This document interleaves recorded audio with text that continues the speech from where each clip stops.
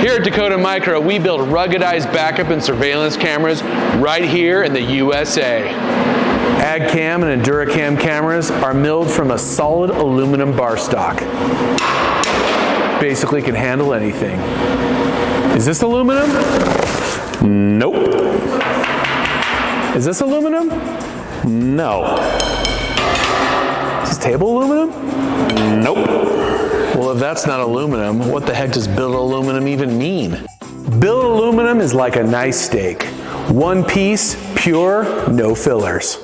Cast aluminum, like our competitors, is like ground beef. You never quite know what's in here. Do you want steak or ground beef? Speaking of quality, can billet aluminum handle this?